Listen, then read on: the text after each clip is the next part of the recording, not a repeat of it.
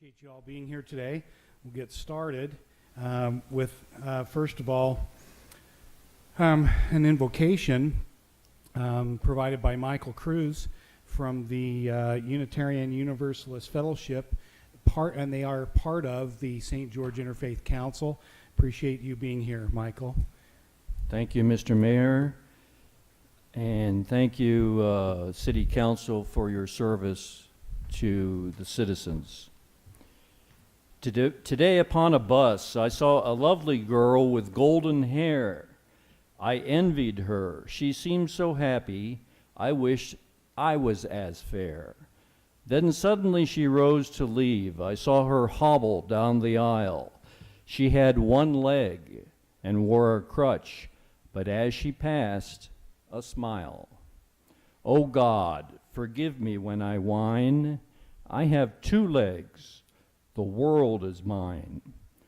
I stopped to buy some candy. The lad who sold it had such charm. I talked with him, he seemed so glad. If I would late, it would do no harm. And as I left, he said, "Thank you, you've been so kind. It's nice to talk with folks like you. You see," he said, "I'm blind. Oh God, forgive me when I whine. I have two eyes. The world is mine." Later, while walking down the street, I saw a child with eyes of blue. He stood and watched the others play, not knowing what to do. I stopped and asked, "Why don't you play with the others, dear?" He looked ahead without a word, and then I knew he couldn't hear. Oh God, forgive me when I whine. I have two ears. The world is mine. With feet to take me where I go, with eyes to see the sunset's glow, with ears to hear what I would know, I'm blessed indeed. The world is mine. Thank you very much. Appreciate that thought. Let's now invite up troops. Let's see if I get it right. 1747 and 121. They're going to help lead us in the Pledge of Allegiance. The voice will be Isaac McKiff. So Troop 1747, let's see, they're from Little Valley, and 121, they're from the Pineview area. So good to have all 8 of you here. And Isaac, if you guys will face this way, and then the microphone right there, just speak into that. See that? Pull it down. Yep, line up like that, all sharp. Got some Pineview Panthers over there. All right, and then Isaac, tell us what you need us to do. Well, I don't know. Would everyone please rise?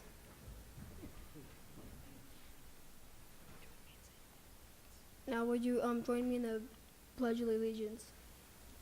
I pledge allegiance to the flag of the United States of America and to the republic for which it stands, one nation, under God, indivisible, for liberty and justice for all. Everyone may be seated. Excellent. Now stay here for a minute, young men. Okay, so we need to know your names, and then Councilmember Hughes might ask you one question. Good to have you, Jimmy. So Isaac, it's Isaac McKiff, right? Mm-hmm. So now let's just each one of you go to the mic there and just say your name for us, will you? Nathan Nixon. Nathan. Alex Leonis. Wyatt Kipp. Wyatt. Braden Hospodarski. Braden. Zach Dutson. Zach. Hayden Evans. Hayden. Parker Makaitis. And Parker. Okay. So we've got 8 handsome scouts here. Good-looking guys, huh? So now before you go, Jimmy, what should we have them do? Well, a lot of times we do the law, Yeah. but my favorite is actually the Scout motto. You guys know what the Scout motto is? It's the easy one. What's Somebody this? stand up there and tell me what the Scout motto is. All of you stand up there and do it. How about? What is it? Ready? 1, 2, 3. It's easy. 2 words. 2 words. Be prepared. Yeah. There you go. Good job. All right. So why is that such a good thing, Jimmy? See, you just learned right now why it would have been good to be prepared, right? That's why it's a good thing. Yeah. And when I walked in, the mayor asked me to ask you something, so I had to be prepared. Yeah. Well, we appreciate what you do and what you learn in scouting. So good job. Way to hang with it. And we're glad you're here working on citizenship in the community. And I think some of you communications, right? Those are good skills to learn for young men and young women. So keep after it, will you? Thank you, gentlemen. You're welcome to stay as long as you want. You may not want to stay that long, but as long as your leaders make you, yeah. Okay. We'll try to keep it interesting. Now, Jimmy, were you a Boy Scout? Absolutely. Of course. I am a Boy I Scout. want to make sure. You get to Yep. sit in the eagle's nest? That's right. Okay. Yep, they tore my Eagle project out, though, when they redid the Stake Center down there next to the temple. So Okay, so one other thing I believe before we get started with our written agenda, we have something coming up here in a few weeks, Cammie. 2 weeks from, who's counting though, right? 2 weeks from really tomorrow, because it all kind of starts on Friday, but the marathon, St. George Marathon, is on Saturday, October 6th. So Cammie Ellsworth is the race director. We'd like to have her take a few minutes and tell us everything we need to know about the St. George Marathon. All right. Well, I wasn't prepared for that, but But you could do it anyway. yes, Mayor, Council, City Manager, thank you for letting me take just a couple minutes of your time today.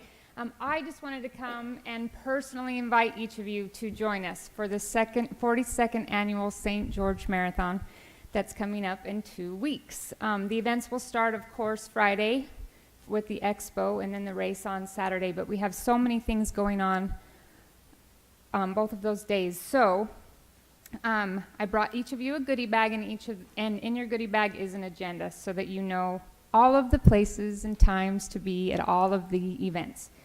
So please come to all of them or some of them or whatever works for your schedule, but we would love to see you as much as possible. This year the marathon is hosting runners from 48 states and 18 different countries. And the big news of the year is this year we are celebrating our 30th anniversary with our host, our sister city marathon in Ibigawa, Japan. So the delegation that will be joining us this year from Japan is one of the largest in the history of this exchange. So we hope that you all will come and take part in that celebration this year with us. So that's all I have for you today, except for your goodie bags. And I brought a hat for our city manager to replace the ugly red one he had in his office. However, I was told today that it's gone. So now you can just wear this one proudly. So I'm just going to leave these bags here, and each of you can take one. Christina, I brought one for you too. Now wait just a second. Yes. Ugly red No, one. she said it right.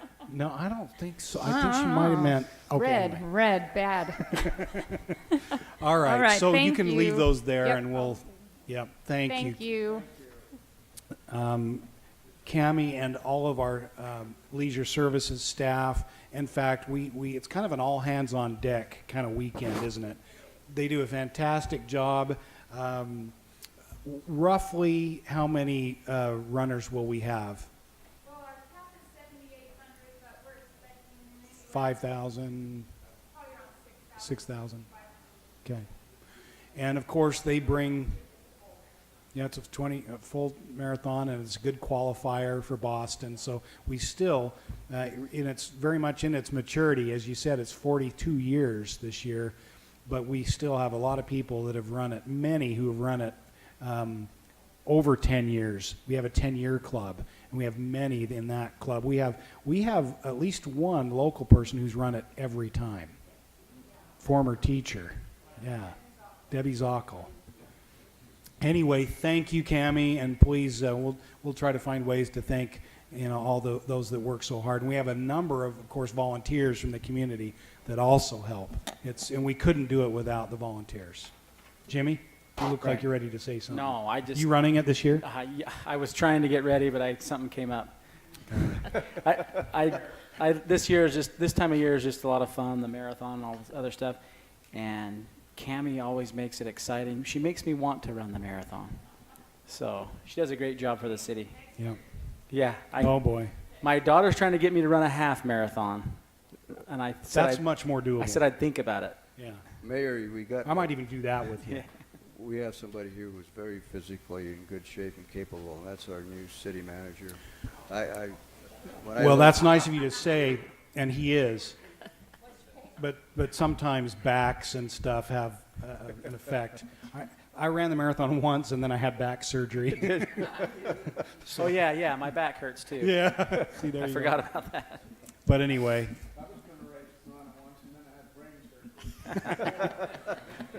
You It's got good, smart. it's good to know that 42 years is when I'm going to reach maturity, though, if that's what we consider old enough to be mature. Yeah. Good, I'll get So there. you're almost there? Almost. Okay. This is what happens, folks. At city council, it gets a little wild and crazy. Not till usually about 7. So let's move on. One other thing I would like to highlight, council, I'm sure you got one of these in your bins, but I want to mention to the public too, you can't read this, but this is a picture of our police chief, Marlon Stratton. Next Thursday, we will be having a public open house for him to celebrate and honor him in his retirement after 34 years of service with the St. George Police Department. He's an incredible man and great and marvelous leader. Has taken us through a long period of growth and development in our city. So anyway, that'll be actually on the 3rd floor of the Dixie Academy building, just above the St. George Children's Museum. So for those of us that can be there from 1 to 3, it's kind of an open house. But I don't know, Adam, what are we kind of probably around 2 doing kind of program stuff? Okay. And that's probably it for the real public stuff. We do have a city event tomorrow afternoon. We've posted that the city hall, I think we're going to be closed, aren't we, Adam? Starting at 3. So we do have a company party, if you will, at, let's see, are we at Vernon Worthen? And we're going to have a chili cook-off and all kinds of good fun with our city employees. My entry is going to be anonymous so that when I win, nobody can say that I influenced the vote unfairly. I just wanted to Excellent. throw that out there. I'm looking forward to it. Is the city council having a tug of war team? It's quite possible. Yes, I Yeah. hope so. Okay, we're doing all kinds of fun stuff. Okay, Adam, any changes to the agenda? No. Then why don't we begin with our consent calendar? This week we have 7 items on the consent calendar, items A through G. As usual, these are administrative items that have been reviewed by staff. They've been found to conform with all of our regulations and requirements. Staff would recommend approval of these as presented. If the council would like to remove any of these for individual discussion, we could certainly do that as well. I will make a quick note on item 1A, just anticipating that we may have a question about that. We have informed the individual there that the airport will be closed, and they're aware of that. They understand the impacts and all of that. So other than that, unless there are any questions, we would recommend approval. I would just make a comment, Mayor, on C, 1C, the airport runway. Uh-huh.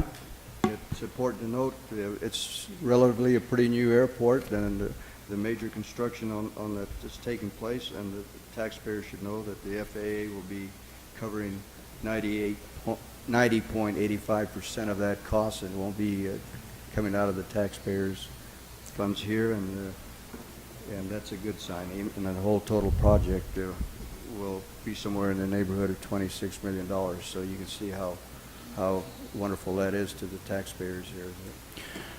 Right. Well, and the additional funding that will be locally funded will be Right. coming almost Yeah. entirely from ticket revenues that are, again, travelers are paying. So they're all coming from users, but the almost 91% will be coming from users all across the country. Right. that are paying into this fund to help with building and repairs of airports. So, you know, all fees or taxes are being paid by, you know, citizens, but at least it's not coming from the general fund, sales tax revenue, or, you know, property tax revenues in the city. Isn't that wonderful? Yep. It's being done by a local company. It is, if we award that in a minute here. Yeah. Oh, yeah, maybe. Yeah. Any other questions, or otherwise I'm ready for a motion? Mayor, I'd like to move that we accept the consent calendar as written. Second. Okay, so a motion by Betty and a second by Michelle to approve the items on the consent calendar as have been presented to us. Any discussion on the motion? Seeing none, all in favor, say aye. Aye. Any opposed, say nay. Motion carries unanimously. Item 2 brings us to our public hearings and our land use items, so we'd invite John Willis to come present these to us.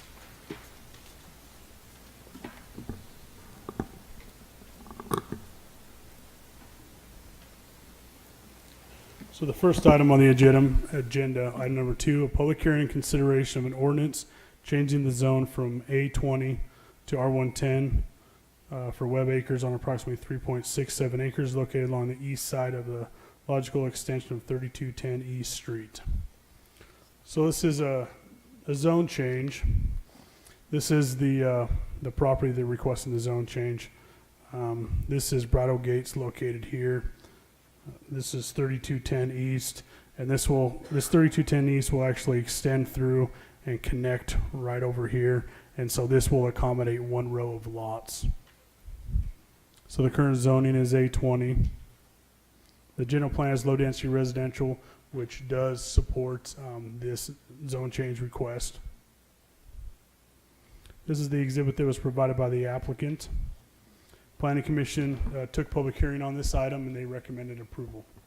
And that concludes staff's presentation on this item. Questions, council, for John before we open the public hearing? Pretty straightforward, in accordance with the general plan, approved by Planning Commission. Okay, I will open the public hearing at this time for item 2 on our agenda for any who may have come to offer input on this item. Seeing none, I'll close the public hearing and come back to you, council, for any discussion or for your action.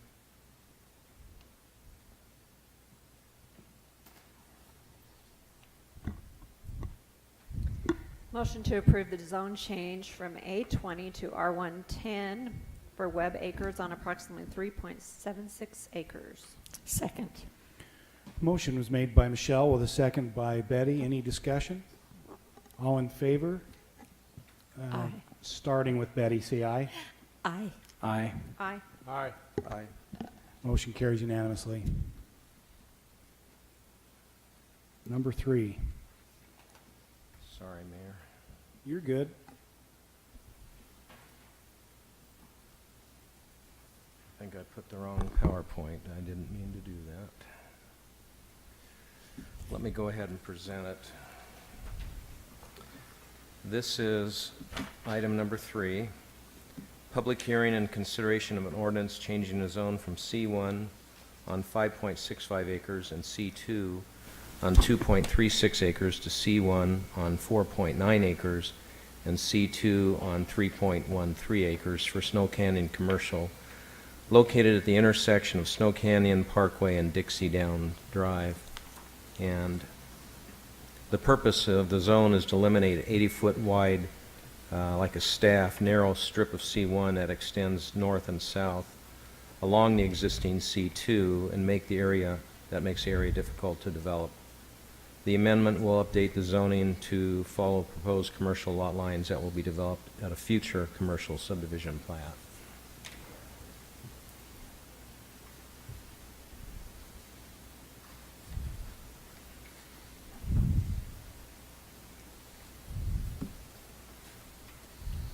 So I'm stalling. I thought I'd copied the wrong one here.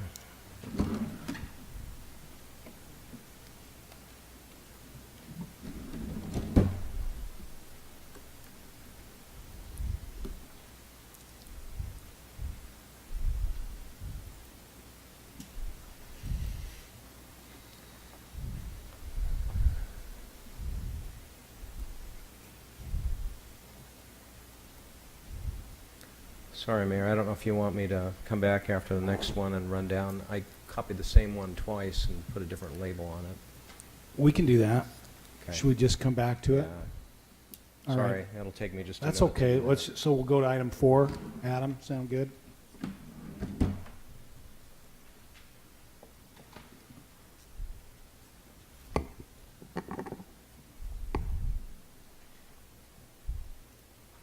So the next item, item number 4, a public hearing and consideration of an ordinance changing the zone from mining and grazing to R110 for Tonnequint Ridge on 17.77 acres located approximately 1700 Curly Hollow Drive. So this is the area located here. You can see Curly Hollow. This is Tonnequint. So Curly Hollow will actually extend up and provide access for this property.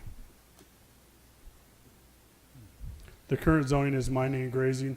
That was the holding zone for when it was annexed into the city. That's our holding zone, is the mining and grazing. So you can see there's some PDR, there's some R110 over here in this location. The general plan does show it as LDR. This area is part of the Tonnequint land use plan, and so in that land use plan, they did show this as LDR, which the zoning request does match the general plan. This is the exhibit that was provided by the applicant.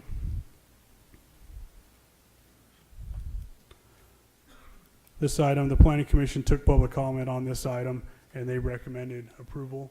And that concludes staff's presentation on this item. If the City Council has any questions. Any questions, Ed? John, just a comment that this is a changing of the zoning only, that it doesn't have anything to do or say yet about the future parks that will be looked at in this area.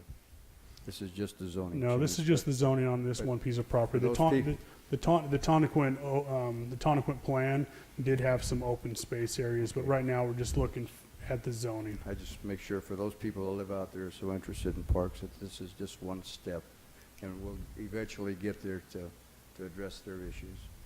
Yep. Thank you. Any other questions? Thank you, John. So I will open the public hearing at this time for any who've come to provide input or ask questions on item number 4. And seeing none, I'll close the public hearing and come back to you, council, for your comments or action. Mayor, go ahead, Jimmy. No, go ahead. You're good. I will make the motion, Mayor, then the changing of the zones from mining and grazing to R110 single-family residential, 10,000 square foot minimum lot size for Tonnequint Ridge on 17.77 acres located at approximately 1700 Curly Hollow Drive. Second. We have a motion by Ed with the second by Jimmy. Any discussion on the motion? This is all in accordance with the general plan in this area, and again, it's nice to know that the roads and the infrastructure have been planned accordingly. And as Ed said, there somewhere in the neighborhood there will be a park added. Hasn't been determined yet, but we'll be working on that soon. If there's no further discussion, all in favor of the motion, starting with Ed this time, say aye. Aye. Aye. Aye. Aye. Aye. Motion carries unanimously. Still, okay, yeah, let's go ahead.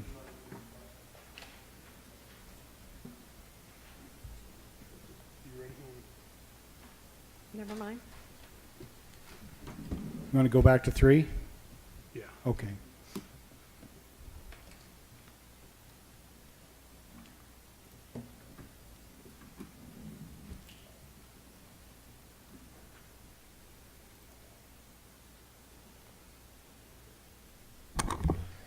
Well, that was embarrassing. You're fine. I'm surprised it doesn't happen more often. Got a lot of files to deal with. First time in 16 years or so. Okay, so I introduced this. You're taking C1, this acreage, C2, this acreage, and changing it to this is the proposal. This shows the location. General plan is commercial here. And this is what we're talking about, C1 here and C2. And the change would eliminate the square footage here so that this would all be C2. And that is it. Yeah. Do you all know where this is? You recognize this? Yeah.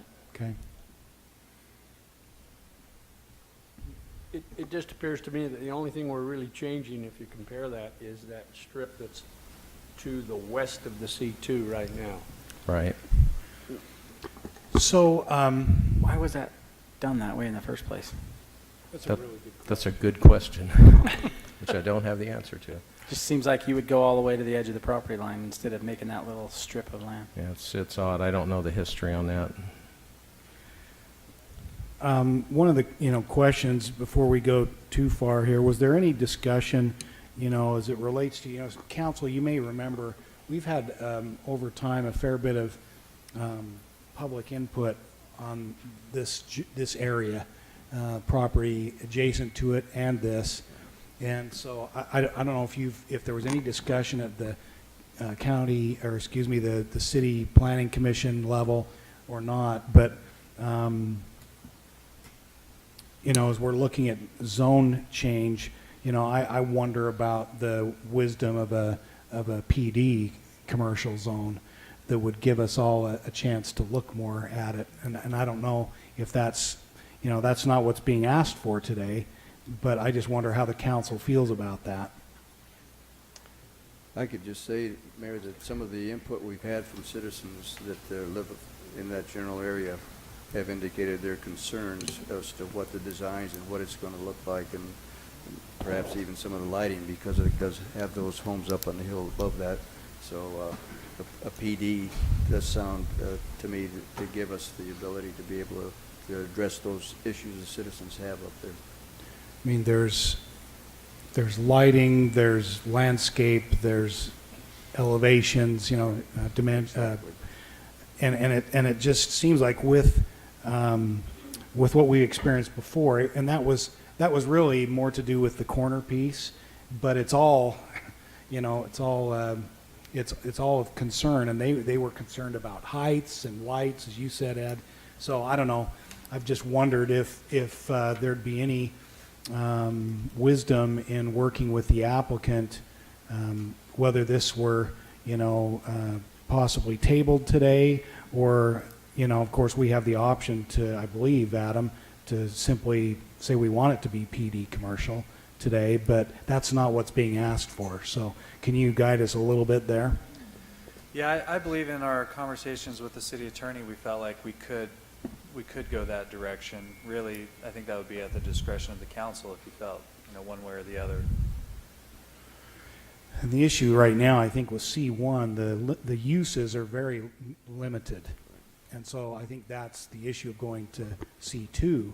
But, those, we can define with the applicant, what the acceptable uses would be under a PD commercial. Just a thought on it. If we did nothing, it would still be C1 and C2. Well, and we're not. That was what it was approved originally. Yeah, for that. That's right. That's correct. Yep. Anyway, that's what's before us right now.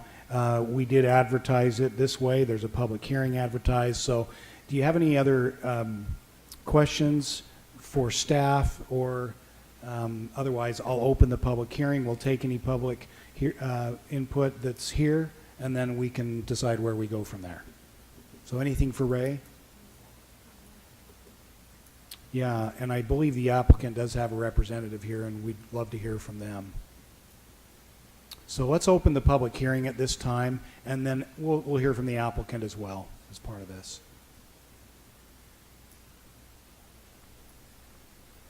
Hello, my name is Marlene Deal, and I thank you for the opportunity to give my opinion on this. I actually live, the back of my house faces the wall that separates the two properties. And I can give you a little bit of history of why it was zoned that way. There's a 90-foot easement back of that wall. There's 40 feet for the maintenance of the wall and 50 feet for the maintenance of the power plants. And then there's another 50 feet on the other side of the power poles for maintenance also. So there's a total of about 140 feet there that really can't be developed effectively. The people who requested that this be rezoned thought that they might put a parking lot there, but you can't park cars when we need to get at that wall. And the development is now 14 years old, and so that wall is 14 years old, and it's starting to have repairs. And so I don't see the point in changing the zoning. I actually would prefer to have a PD. I think that would be better. But I knew when I bought the land, my property, that it was zoned commercial. But that's why it is, and it can't effectively be developed. It can't effectively be made into a parking lot. Thank you. Thank you. We're not really here to discuss those details yet because we're just talking zoning, but there's probably a fair bit you can do with even with an easement, but the property owner just has to be prepared to, allow the access that's required. But anyway, let's go ahead and let the applicant address us for a minute. Absolutely. I'm Travis Sanders. I'm from Civil Science, and we're one of the representatives here this evening. So part of this is it sounds like there's some misunderstanding on how exactly this C1 came to be, and I don't really know that I can shed any light on how it was originally zoned that, but going forward from that, being able to effectively utilize this parcel to the south, the 80-foot strip of C1 just doesn't make any sense, right? So part of the things that we looked at as we went to draft these new lines for this C1, C2 division right here is actually bringing it within to city ordinance, which C1 says a maximum of 5 acres is what they want on a C1 zone. So right now, as it sits, that is actually over the 5 acre limit of a C1 zone. But the new line now is brings it into conformity of that C1 zone. So that's one of the things, and like the uses of the C1, C2. I mean, we are what we have, and I don't think tonight we're really discussing those uses. And really, this is just about correcting a problem that exists within the zoning map. So. My name is Neil Walter. I represent the seller, or the current owner of the property. And I say seller because, as you well know, they've had the property on the market for sale. In this particular case, I think one other consideration that's important is the earlier comment correctly pointed out that there's a very large power line there, and there are some setbacks and et cetera. There's not really an ability to develop underneath those power lines because of the nature of those easements. And so really what we're talking about, at least from our view, is making a correction that essentially is consistent with the current city ordinance as it relates to C1, and it makes the boundary lines associated with the C1, C2 division here make a lot more sense. I don't think any of us, Ray mentioned this, know the exact history. The property was owned for a very long time by the School and Institutional Trust Lands Administration. I presume they had something to do with an original, with whatever the original proposal or thoughts that may have been, I would guess more than a decade ago. But given that lack of history, as we just looked at the parcel, and particularly as we've looked at that power line easement and the nature of the way that those boundary lines are drawn, we think that it makes sense to correct that line between the C1 and the C2. We'd be happy to accept any questions at an appropriate time, Mayor. I know you're in the middle of a public hearing, so Sure. Thank you. Thank you. Before we close the public hearing, any other comments from the public on this item? Okay, then I'd like to close the public hearing this time, and then Sean, could you address a couple of things that have come up? Well, and I'm not sure, this was something that actually had fallen through when I got here 15 years ago. But you can see that at one time, Dixie Downs went straight north, right into 2000 north. I think that is north. Is that, whatever direction that is? And that was not a paved road by any stretch of Right. imagination. That's right. Okay. That's right. And so there was a developer who came in with a proposal in that area to realign the roadway in its current configuration. And with that, it was going to be master planned as a senior community for those that could live alone, and then assisted living, and then have rest home care there, along with the associated businesses that would go with that type of business. So that's how come and they're the ones that arranged for the roadway to be that in that current configuration and pay for that roadway, and then that project did not come to fruition, and then ultimately we started parceling that off into the HOA, the small PD that's there now, and then the PD piece. That's why there's that PD commercial right there, and the rest of it was part of that too. Now, how it came to the current zoning, I'm not sure, but that's what the plan for that area originally was. We talked a little bit before you came in, Sean, just about, some past conversations or, public hearings, and if there was any wisdom in considering PD commercial.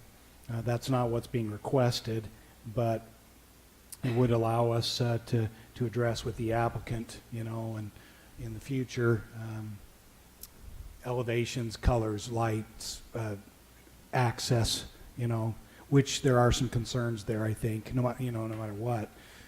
With the busy Snow Canyon Parkway and busy 2000, is it? 2000 north. North, and then even, and of course, Dixie Downs as well. So. And there's that parcel right across from Paradise Canyon. I think that's Right. 1400 West. That piece ended up, when they came in for commercial development of that, with us doing a development agreement with the owner to identify the types of businesses that can go in there, and the lighting and the colors and everything else, and that's why you have the project that's there right now in that location. So essentially what we did was a PD there, only we did it by development agreement. Okay.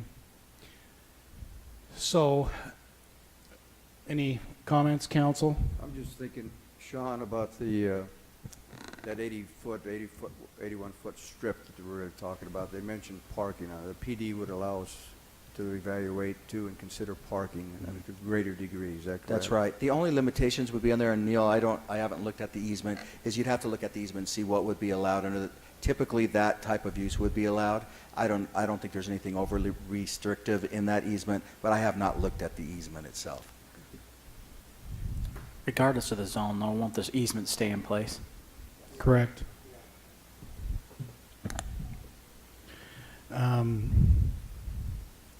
Anyway, it is, certainly a couple things within our purview. We can approve it as has been presented. We can table it and have further discussion between staff and the applicant, or we could choose to zone it PD commercial tonight, is my understanding, Sean. Again, before you came in, we were conversing about that. That's my understanding. Is that You correct? have that option, yes. Mayor, I'd be very supportive of establishing that as a PD, and would add that to a motion when it's appropriate. Okay. So we have a motion to change the zone from C1 on these 5.65 acres and C2 on 2.36 acres to PD commercial for this parcel. Do we have a second?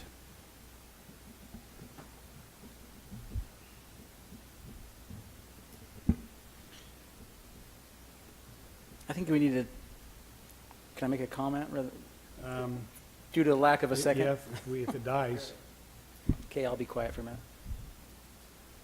No second? Yeah, I'd much prefer that we, if we are thinking that route, that we have a conversation with the applicant prior to that, just to give them, some time to voice some concerns or support and/or, whatever they want to say. I hate to just see us. I get the desire for that, and I'm kind of for that, but That's okay. Where that's not what's being asked for tonight, I'd like to see us have that conversation. So the motion, for lack of a second, dies. So is there a second motion? I'll go ahead and make a motion that we table this issue for further discussion. Second. We have a motion by Jimmy with a second by Betty. Any discussion on the motion? All in favor, starting with Betty, say aye. Aye. Aye. Aye. Aye. Aye. Motion carries. Okay, so, and again, we can do this quickly, I think, really, with staff. Neil? I was just going to say thank you. Okay. We appreciate the fact that you tabled it and didn't make that decision on our behalf. You bet. Thank you. Okay. Okay, so now we move on to item 5. Yep. Okay. Let's see that I don't have the wrong one here. And this is looking favorable. Item number 5 on the agenda. Public hearing and consideration of an ordinance changing the zone from R110 to C3 and also to AP for Valley View Commercial on approximately 1.87 acres. This is located approximately at Valley View Drive and 900 West Street. So this is an aerial, just for orientation. Here's Sunset. Here's Bluff Street. We'll be talking about property here and in here. And this is showing that it's commercial and professional office for the general plan. And then this is showing the zoning for the area. And all that yellowish color is R110. This shows the meets and bounds, the record of survey for the property. And as you notice here where I'm pointing, they would like this to be the C3. Again, Sunset's right here, Valley View is here. And this is the area they'd like to change to AP. AP. I'm sorry, administrative professional. Just want the public to know what we're talking about. Okay. So this we included just kind of for reference that staff will be looking at this site depending on what happens here tonight in terms of the contour map, the colored contour that shows the hillside and the overlay and the elevations. Zone change was sent out, 500-foot radius. Those are all of the graphics I had for it. But basically, again, they're asking to go from R110 to a portion to be C3 and a portion to be AP. At this time, we don't have any project to show you that would have to come in later, but the request is to change the zoning there. And that really concludes the request. Staff can answer any questions. This again is what they had submitted the applicant, their actual zone change request, showing again what I pointed out, the AP and the C3 here. And I'm sure you're aware of it, that there's a gas station that's here in the corner right now. So tell me what, and I probably missed that, what's the zoning where that gas station is? Is it C3 or? That should be C3, and it does show it right here. Okay. So the C3 to the south of it would be contiguous to it and be in harmony with what's there. It's not a lot of property to develop, but they do see an opportunity for some commercial there. Staff's talked about it, didn't feel that high density or any kind of residential would make sense there. In terms of access to the property, I guess we'd get to that when they present something down Right. the road.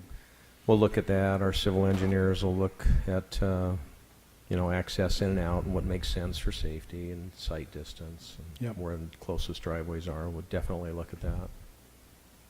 Questions for Ray, council? I don't know if the applicant's here, if there's anything they'd like to say. No comments from the applicant. Any questions? You know, Mayor, this issue of that property over the years has been before the city council several A times. few times.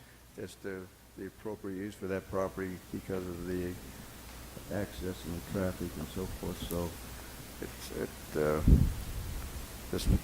this use seems to be kind of a compromise, really, still to allow them to be able to develop that piece. It's difficult there. Mm-hmm. It's tricky. Okay, well then I will open the public hearing at this time for any public who may have come to offer input on this item. I don't believe there was any at the Planning Commission either, which is significant. The public was notified, correct, because this was a proposed zone change, and they've had concerns in the past with some of the things as you mentioned, Ed. So I think that's significant.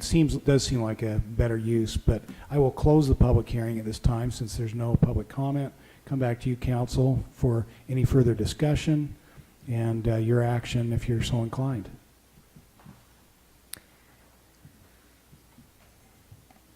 I will make a motion to change the zone from R110 to C3 and AP for Valley View Commercial on approximately 1.87 acres. Second.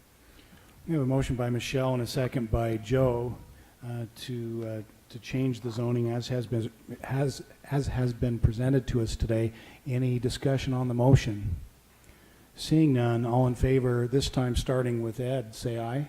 Aye. Aye. Aye. Aye. Aye. That's a unanimous approval. Thank you. Motion carries. Yeah, I think it is.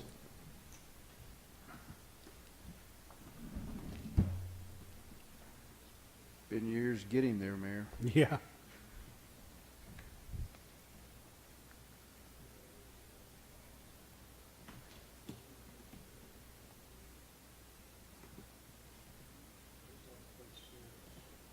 See you, Scouts.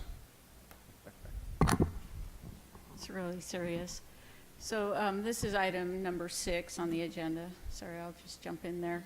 As a requirement of the CDBG program, we're required to give an annual report on how we use those funds the prior year towards programs and projects and so forth.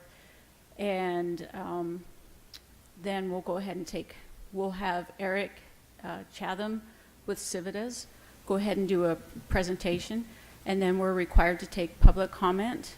Otherwise, there's no action necessary on your part. So I'll turn this over to Eric. Thank you, Deanna. Good evening, ladies and gentlemen. Nice to see you again. I was here in May to present the annual action plan. I've been before some of you many times over the last few years, so happy to be back.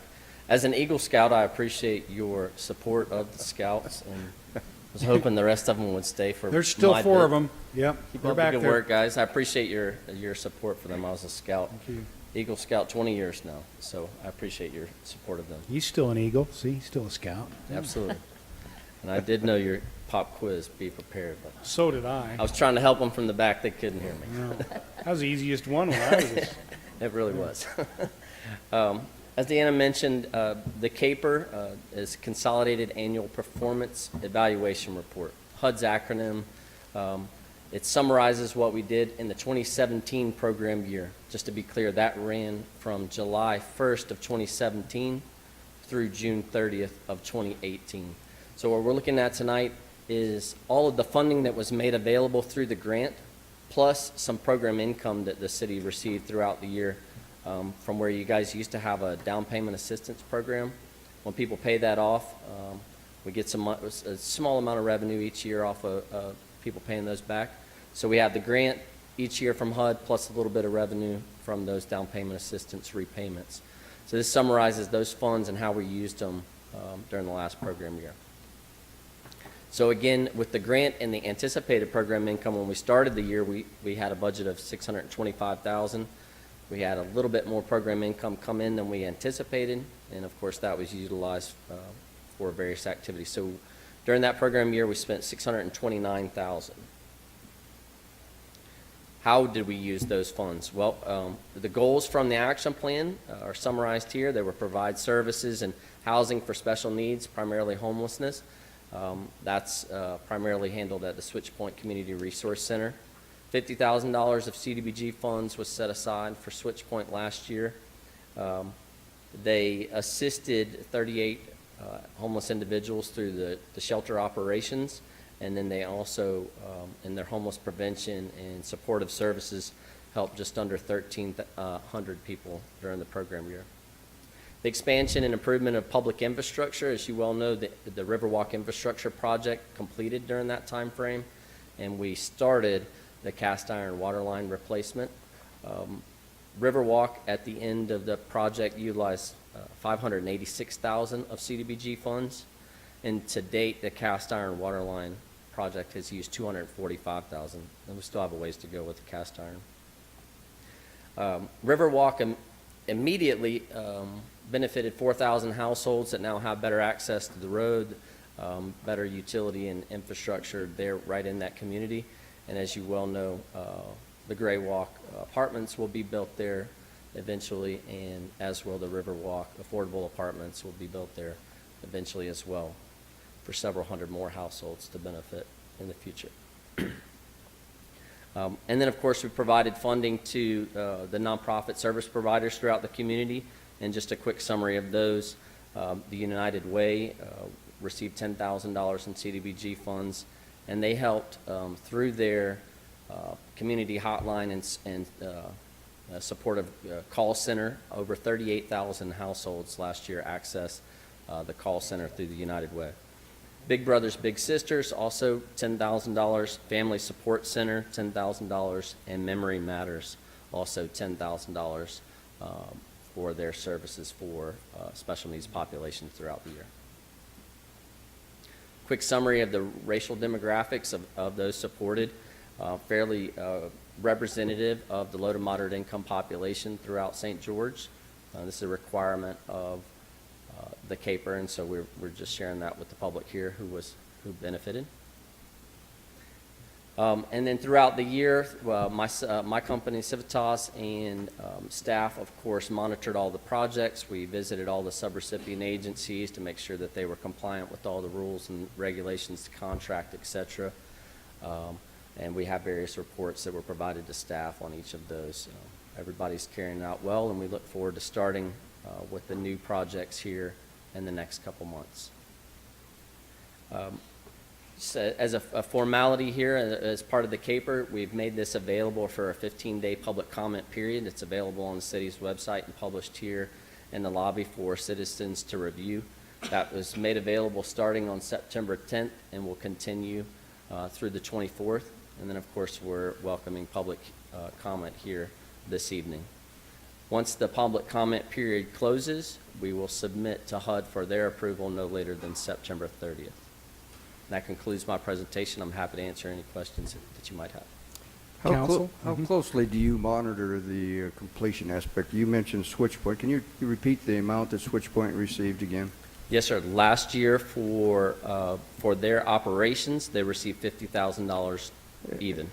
Right, and then you mentioned that the project down there will be completed eventually. That kind of the cast iron water line replacement. Yeah. So that's being done in-house through the city engineering and public works division is handling that replacement in-house. So that was not contracted out. So far that expenditure was to buy the materials for the water line replacement, and I think the actual work is underway now. What is it? The gray? What do you call that down there? The gray. Greyhawk. Greyhawk. I look out there and look at that Greyhawk, and it looks like it's been in a standstill for quite a while. I haven't seen any additional additions. Are you monitoring what's going on? Can you tell us? Yeah. There's two projects that are ultimately going to benefit. What the city utilized the CDBG funds for was to build. There's a new road there, and then all of the infrastructure that would then support the two apartment complexes being built. So Greyhawk is a market rate apartment complex, 100 plus units. So there's no CDBG money directly in that project. The second project, which will be Riverwalk Apartments, is a low-income housing tax credit project. that the city and Switchpoint and a developer are kind of doing a joint venture on. Again, there's no more direct CDBG funds in that project. I believe there's other city funds in that project. And then they did receive a low-income housing tax credit allocation from the state. So from a monitoring perspective on this program, it's not really in our purview. But all of that was made possible by the infrastructure improvement. The tax credit project would not have received funding if the road wasn't there, the infrastructure, the water line, electric capacity, et cetera, wasn't capable for that site. Thank you. Yes, sir. Thank you. Appreciate that, Eric. Any other questions? Okay, thank you very much. This is an important program. You know, the CDBG program, Community Development Block Grant, has done a lot of good and will continue to do a lot of good in our community. It's required at this point that we hold a public hearing, as Deanna mentioned. So I will open the public hearing for any who may have come to make comments on this item, which is the Consolidated Annual Performance Evaluation Report, CAPER, as Eric has just presented to us. I thought I heard a cricket. Yep. So seeing no comments, I'll close the public hearing, and there's no further action that needs to be taken, I believe. Is that correct? Yep. Thank you very much. They make it look easy, but yeah, we know there's a lot of work behind it. So thank you, Eric. Appreciate your involvement here with the City of St. George. Well, like you say, Mayor, it does a lot of good, and it helps A lot of good. people. So Very good, easy to understand, simple report. Thank Yep. you. Yep, that's what we need, right? All right, Adam, I think we've got item 7 now.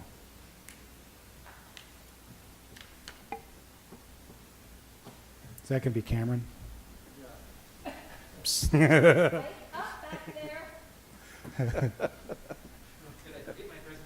Maybe.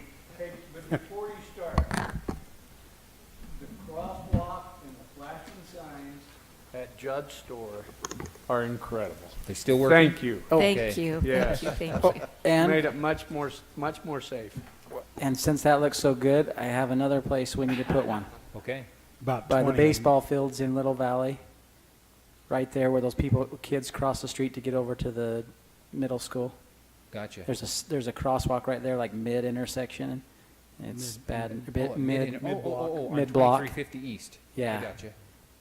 I would love you if you did that, because I The one get by the complaints like playground? every other day. Yeah. Yeah. Exit out of this? Maybe?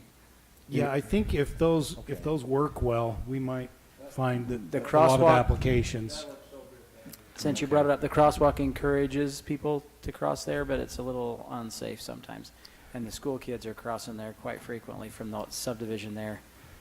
So right, Right Yep. there. Somewhere right in there. oh, I missed it. Oh, right there. Right there. Yep. Gotcha. Cameron, since these fine gentlemen have taken the opportunity to voice their pleasure and happiness with all your work you're doing, I just want to ask you again, and maybe thank you, that the project in Dixie Downs, right there where the Moore's Business Forum, where Joe used to work, that medium, that it will be done within 6 months. Those folks down there, I Yeah. told them that I would approach you with that, and that you would make us all feel better by saying, yeah, we're going to have that done. I thought you wanted another crosswalk. that, that medium issue.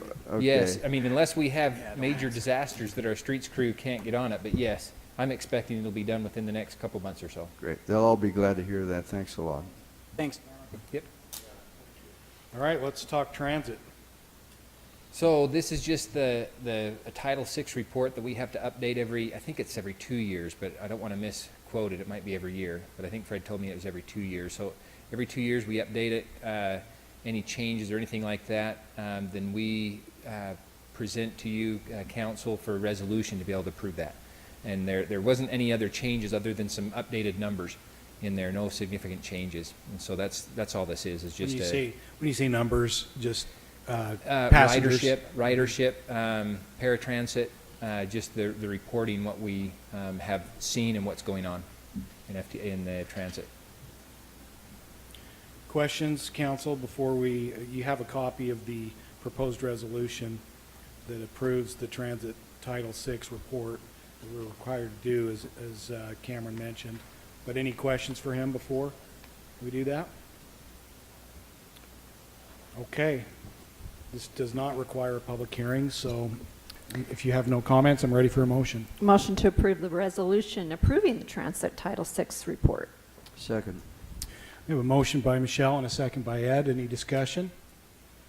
All in favor, starting with Jimmy, say aye. Aye. Aye. Aye. Aye. See, I have to do that once in a while just to kind of see how they do it. Good work. So that is approved. Motion's unanimous, or excuse me, it's approved unanimously. I don't have any appointments to boards or commissions of the city. Adam and Sean, I don't believe we had need of a closed meeting tonight.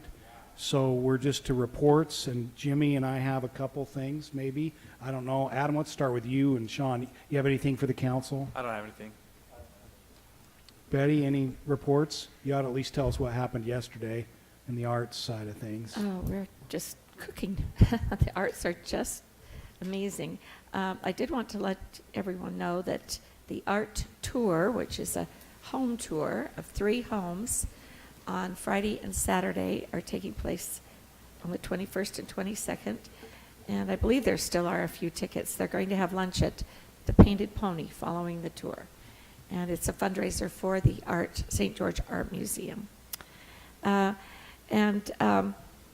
mayor's alluding to the Art Summit that was held Wednesday under the auspices of the St. George Art Commission, and it was extremely successful. We had about 50 at the max, and maybe 35 that people came in and out, because it was an all-day event.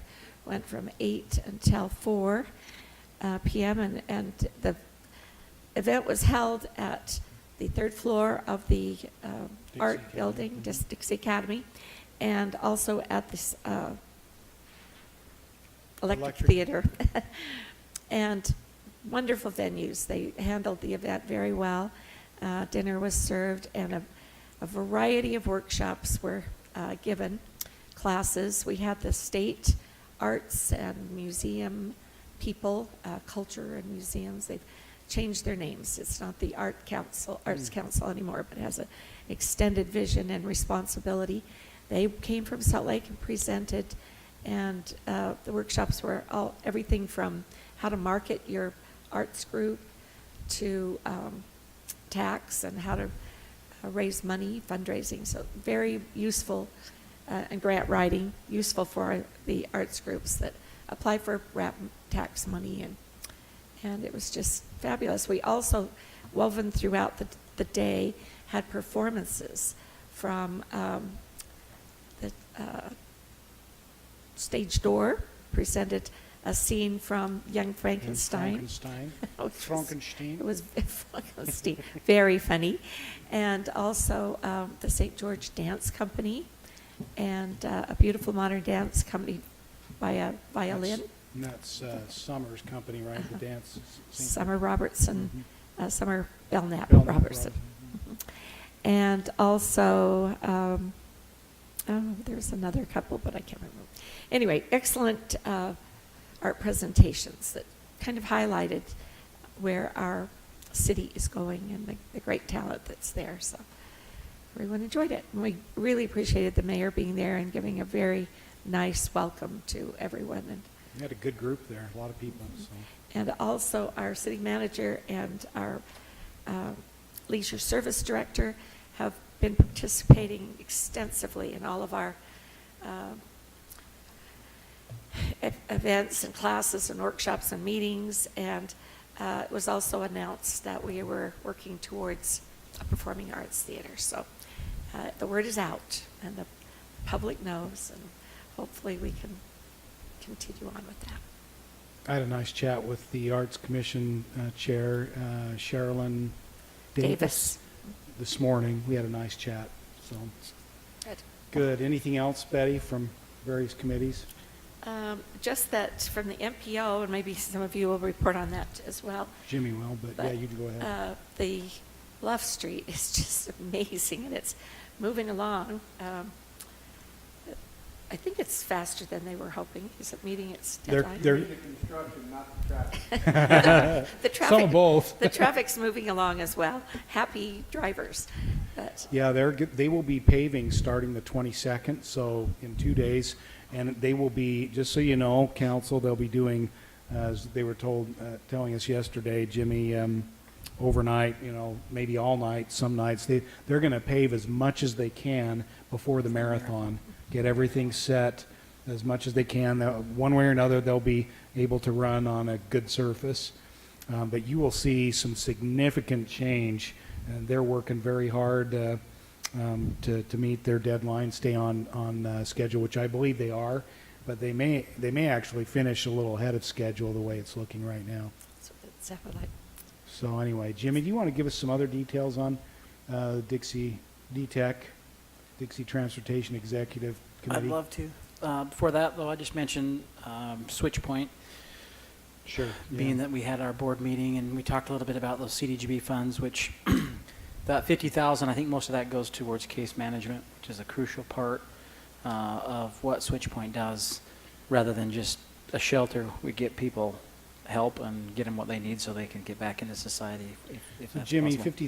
$50,000 is good. It goes, a long way, but your budget is significantly Right. more than that, and you have great needs there, don't you? Right. So, yeah, I think one of the things that we always talk about is that there's always more of a need than there are resources. But, hey, we're grateful for everything that we get. And we were grateful, too, for the help we got from the state this last year as well.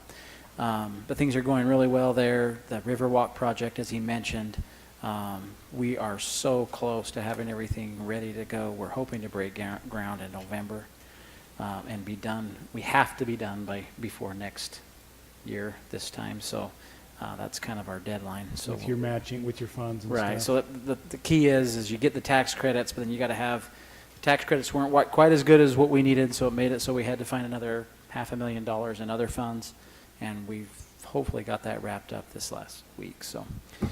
DTEC? Yeah, DTEC. Good meeting. What Betty mentioned, there was some stuff on Bluff Street. We also had some discussion on a couple of other major projects. I guess I can talk about them. I think you could say the planning things that they're going to be looking at, yeah. Okay, so two things. They approved funding for studies on one, milepost 18. I think it is roughly. So another Yes. exit to Hurricane. Yes. Around milepost 18. They're studying. And they're also doing a study on an exit at, a potential exit at 700 South. So, yeah. And that's, it's study phase, but Right. as you know, they're doing one right now. They've been doing one for Washington at potential exit. What would that be, 11 or 12? Yeah. And so that's where it starts, as they look and see what would be possible. So UDOT's really. Yeah, this is a UDOT. UDOT. So this was a UDOT report, and that the money for the studies came from the DTEC, from some of that funding that we control there on the MPO. But you think, just some food for thought as you think about that. We have an exit at each end of town roughly, and you think about where a lot of that traffic goes when you talk hospital, and what would be the quickest way to get University. someone to the hospital. Right. Good point. So there's some reasoning behind it. Again, this is and he reiterated this, UDOT. Hey, we're looking at it at this level to see if there's even any feasibility to it. So that's on the radar. Timeline for that is they'll have some study done, I think, by end of February, just to kind of give an idea. What else did we talk about there? The corridor, the tunnel under the Oh, freeway. yeah. That's really close to getting started, like, soon. January. Yeah, January, and they hope to have it so that's usable by summer. We Yep, have a next lot summer. of student housing on the Yep, east it'll side of open that, up all so that. it's going to really help out. So the 400 South pedestrian tunnel will, like I said, they hope to see you starting on January and done by summer so they can start using it. The other thing, you And- mentioned the Hurricane interchange. I mean, this Oh. looks like they're going to do that soon. Yeah, so the existing exit, is it 13? 13 is No, Washington's. yeah, 16. Yeah. It's 16, I think it is. That's getting ready to start. They're redoing the bridges, everything there. So beware of that. There's going to be some construction going on there. That's quite a long project because by the time they do all the bridges and underpass and overpass and all that And that's a 2019 project. They hope to be started in January on that as well. Yeah. Mayor, I think it's really an amazing organization. I have enjoyed being on that committee thoroughly. Every local town in our county has a representative. Usually it's a mayor or multiple people. council or And UDOT is just fabulous to work with. And thinking of all of the projects that we have been able to accomplish in our city is amazing. And everyone gets along and they take their turns. Even Yeah. though they have a turn, then we have a turn. They have a turn, then we have a turn.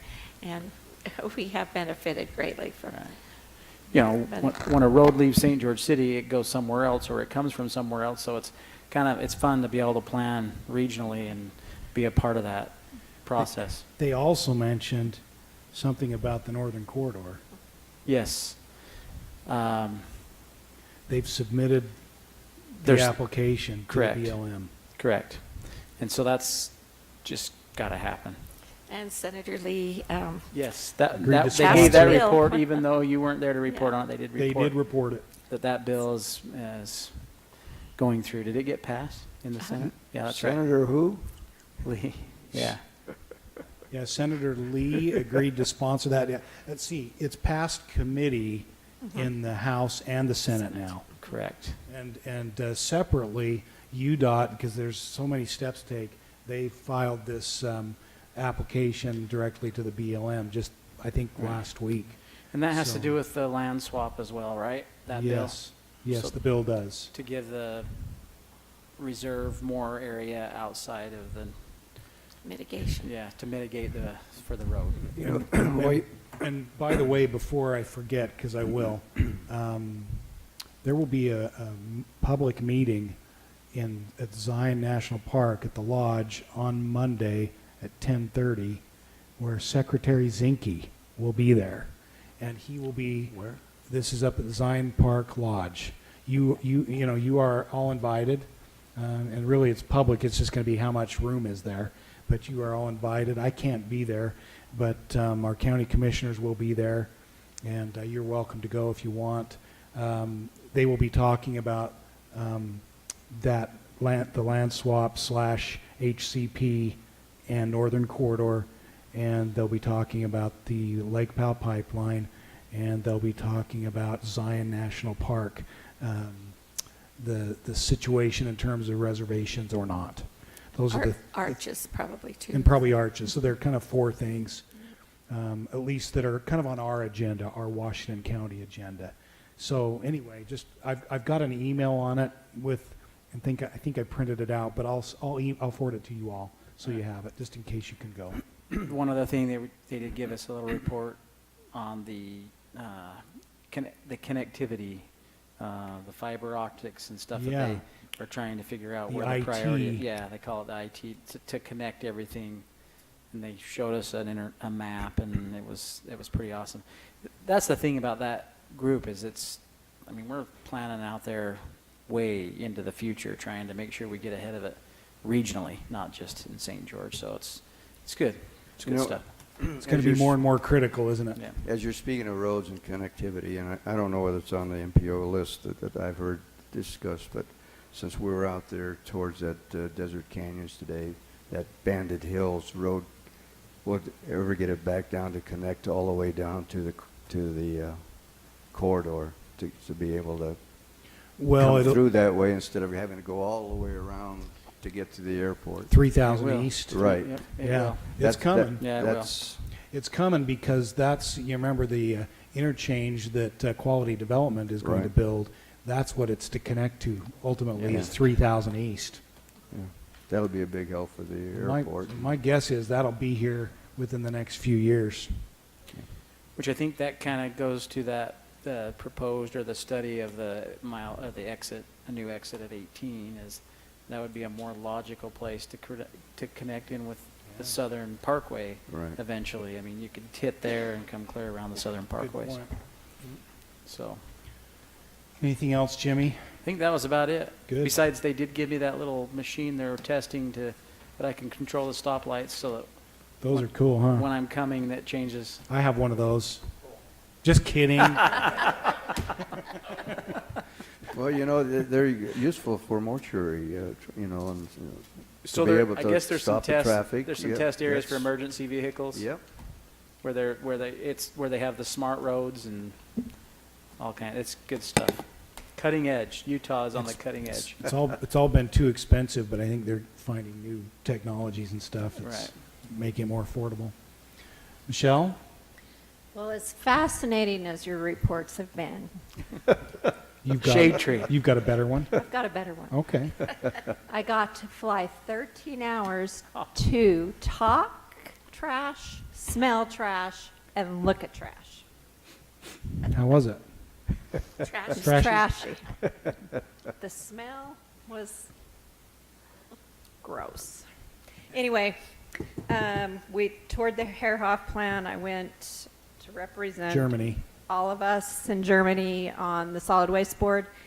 The technology there, they take their trash, are making these little pellets that they use for energy.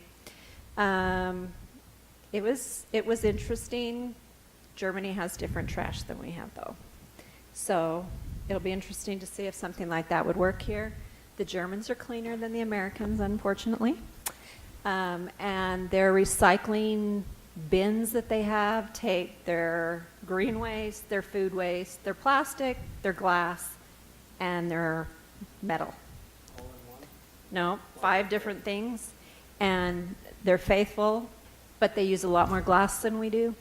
Everything's in glass, not Less of this. $6 for one of these people. They basically tax it so you won't buy it Exactly. that way. German beer is cheaper than water over there, in case you wanted to know. That explains a lot. That explains why I had such a great time, right? Gotta do what you gotta do. So there will be a lot of questions for all of us on at our next solid waste board meeting on if we want to go ahead with the letter of intent, to have them come look and decide. Right now, the city we went to has 500,000 residents, and they're only jumping 100,000 tons of trash a year into that facility. Washington County is dumping 200,000 tons a year into the landfill. So you can see the difference. And if there is a market, that will we be able to produce enough of the little pellets and fluff to replace the coal? And is there a market for it? And yada, yada, yada.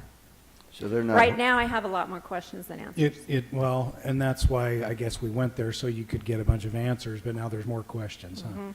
But it burns cleaner than coal. It burns, in does. fact, cleaner than natural gas. It does. It burns cleaner, and they still, the people that want to bring it here still need to look for buyers. So we're fine to do a letter of intent to have them come and look and give us all the details on it, but it was pretty fascinating. Good. Thanks for representing us, and we'll talk more about it at the next public meeting of the... I smelled like trash that whole Smelled day. like trash. Did you?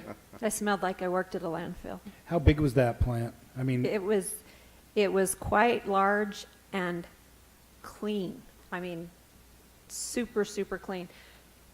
I got the privilege of standing right there as a truck came in to dump all the garbage. It's all indoors. Dumped it indoors, and they have those big blowers like at Smith's. Negative so not air even pressure? Dust comes out, but you could smell it. So. Gotcha. And they had a great PowerPoint presentation that they gave Neil to show us at the solid waste board meeting. And anyway, That is really good. I appreciate you going. it was good to see. If it works here, that'd be great. And we'll Good. see. There's a process to go through to kind of, I guess, test our trash. Test our trash. That's what they have to do. They Yeah. need to come and see exactly what we're dumping, and I'll bet we have nicer trash. I'm sure we do. Yeah, We throw away better stuff. we do. We definitely throw away more stuff, We it sounds throw like. away a whole lot So more. you're saying the Germans are hoarders? They hoard? Maybe they hoard, I don't know. Well, but what was fascinating is at this plant, they have these sorters, and I showed the mayor just a small video of it. But they're taking, so everything's in glass bottles. And so they're taking the glass and the rocks and crushing them down and using it in road base. Wow, that's smart. Yeah. You know what they do with their old cabbage? They just put it in a bucket and let it sit for a while, and they eat it again. Yeah. They call it sauerkraut. And they don't refrigerate their milk, and you can't find an ice cube there. It's awesome. It was awesome. It was, we all learned a lot. Thanks for going. Anything else? No. Not for now? You were too busy doing that. Yeah, Joe? still trying to recover. I don't have a committee report, but I would like to give a report about the Dixie Roundup. I think you should. As a member of that club, and You I'm bet. not the spokesman. You're not? Why not? No. But You're ours. we had a outstanding event, sold out every night. Great Cowboys there. But I did want to bring something else up. You know, we have the Tough Enough to Wear Pink on Friday night. Ah, yeah. Heard about And this. we always donate to the breast cancer awareness program at IHC. So I called them this week, and I said, okay, tell me how much the Lions have donated since we started doing that. $120,000, not counting this year. Wow. So those people who buy those rodeo tickets and hot dogs and all that, a good portion of that goes to that program, and we appreciate it. So, Joe, tell us who wore pink that night. Yeah. Michelle and I want to know. I certainly did. Who But else? you know what was really great is the police department had pink shirts on that night. For the first time, I That believe. was It was awesome. awesome. It was awesome. You know, they really look good. I saw their They did. picture. I wasn't Yeah. there. But Every time I turned around and wasn't watching the rodeo for a minute, I saw the police officers being stopped by someone and getting a picture taken with them. Yeah. Which somebody came up to me and said it automatically made them all human and approachable That's great. as police officers, Yeah. which they are anyways. But to some people, it's. But I It was could not awesome. tell you. Deputy it was Chief, he's nonstop. So what I heard from the deputy chief is he's considering just changing it permanently. Yeah, to just pink. go to pink. It may not have the same effect if you do that all the time, but it was pretty and it cool. may not have the same effect on those who are less desirable. One of the people that stopped him was me, and I took a selfie with him too. I think I saw it on Facebook. Yeah. Yeah. Well, you know, Anyway, it was a great event. We appreciate the great support from the city. We get great support. It's a lot of work for the street department and parks department. And you're one of our key sponsors. you know, Joe, tell you how good that was. I was going through the check stand at Harmon's and the checkers. She says, I seen you at the rodeo. And I said, did you like it? Tell me. And she just beamed and smiled. She says, you know, that's so neat to go to that rodeo and you feel like a small community again, you know, and you feel the closeness. And she was just thrilled to death with the rodeo. 84 years, is that right? And yes, and I've been to over half of them now. Okay, that was quick. I'm glad you got there before someone else. I've got been to the there. same amount as Joe. Oh, I don't know. Jim. I don't think I've missed two that I know of. Maybe one or two others when I was living out of My town. first Dixie Roundup, I was 7 months old. You go early to get a seat for one, if you want a decent seat, and then you go get a hamburger with grilled onions on it. Or you stand in line for 1 week and you get tickets, so you have the same lawn chair tickets every year now for 15 years. Smarter I'm than not a VIP, so I can't get those. One other thing I got to tell you, it was a neat experience. The value of the rodeo and the community banding together. Somehow somebody got there was a couple people there from France. Oh, a lot of them from that. There's always people from out of the country that say, "A rodeo." We Came got here to get some culture. Right. So somebody got them to the rodeo. Someone in the announcer stand mentioned that they were there. And I happened to look over where he said, the announcer said something during a little break, and they kind of clapped. They were standing just over to the front of where I was sitting. And then he said, and named one of the ladies by name and said it's her birthday. And for her birthday, she's seen an American rodeo. And so happy birthday. And I looked over there, and that woman was And then they played a song. Oh, what did they play? What's the song they played? Anyways, it had a French word in it. And that lady was over there just crying. She was in tears, and they were hugging each other, and they thought it was the greatest thing ever, and so it was just kind of fun. Was that your first rodeo, Adam? Here? He didn't go. I thought He was at the. I made it to the parade. I Yeah. did not make it that evening. You kids catch any candy? Yes. Oh, that's what it was. It's amore. Oh, that's amore. That's what That's not though. French. That's Italian. Well, it's close. It's close. They didn't know it.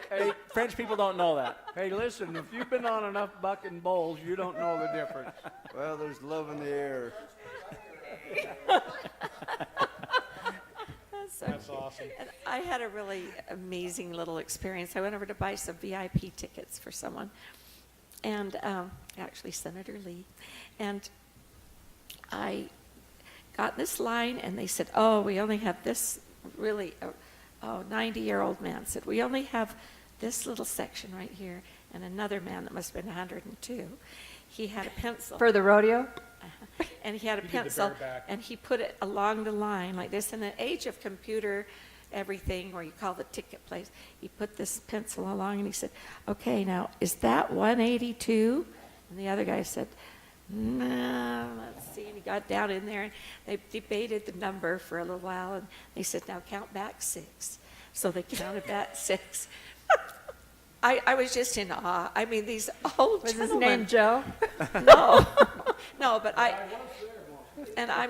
I'm saying that it was amazing that So these was men, Senator Lee there? No, Oh, okay. but to be hand doing those tickets and putting your pencil on it, I mean, to mark your spot, they just love it, and they do so much, and I think you have to hand it to the Lions Club for that kind of personal care to do everything. They do everything like that. I'm surprised they don't get bucked off the bucking Broncos too. But Well, you know that Harry drove that truck that the council gets on. He's 90 years old too, and he can double clutch that truck like nothing. And just Yeah. he did a good job. Scared me a little bit. it's a little frightening.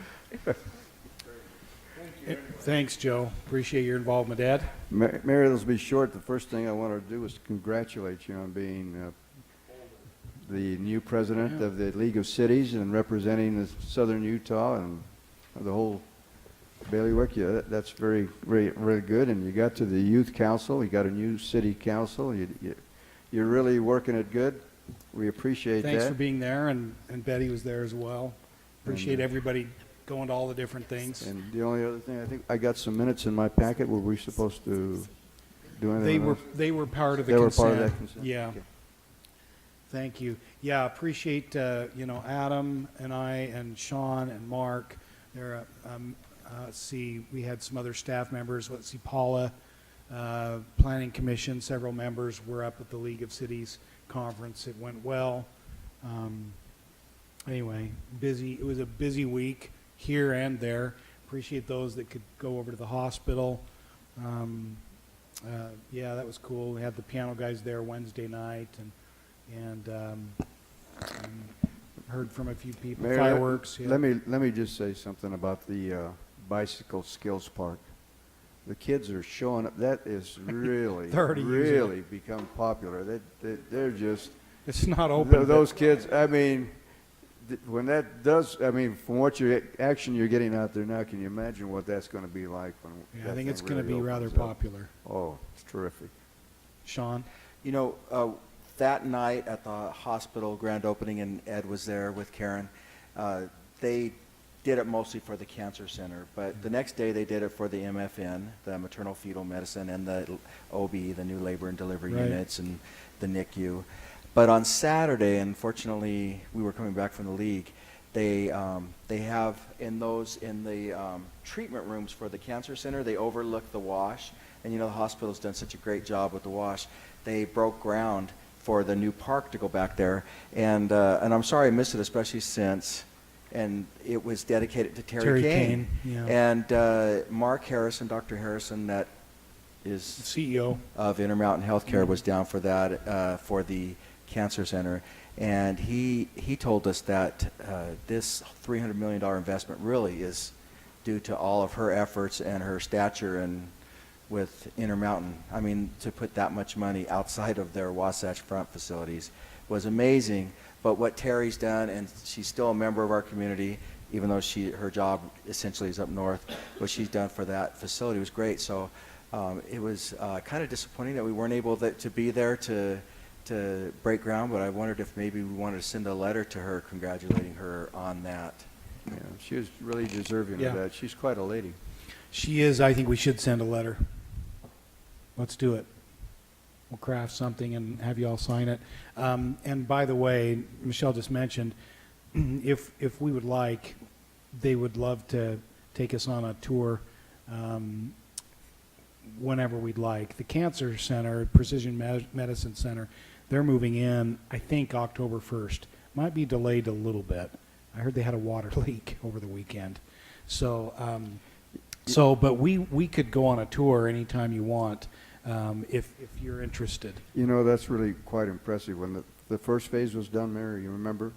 This council back then, I do remember. the council was taken through that, and down into the operation where they do the operations and the cameras. And it's really, what they have here really is a world-class hospital. Yeah, it is. I mean, there's some incredible things. The interoperative MRI, which is connected to one of the neurosurgery ORs, operating rooms. There's one other in Utah, and it's at the University of Utah Medical Center. So, you know, it's you probably don't put those in every hospital, but it's really nice to have one here. What that means is when you're having brain surgery or there's a tumor they're removing from around your brain, while you're on the table, the table just moves to the next room. They do an MRI, make sure they've got everything. They can visualize it while you're still open, take you back, get Wow. anything else they've missed. Because sometimes, as you can imagine, you're kind of flying a little bit blind until you get in there.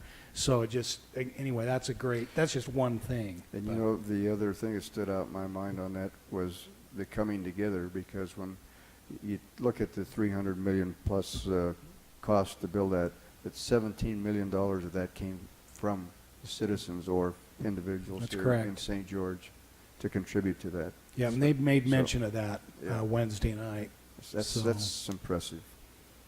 We raised as a community $11 million for the initial hospital here, meaning the initial River Road campus, and another, I think that's right, about $17 million for this piece. 500,000 square feet, $300 million. It's pretty significant. Well, okay, we've talked a lot about reports and stuff. It's a great community, lots of great things going on. I'd entertain a motion to adjourn, Adam, unless there's anything else. Okay, motion by Joe, second by Michelle. Any discussion? All in favor say aye. Aye. No one's allowed to be opposed. The motion carries unanimously. Thank you.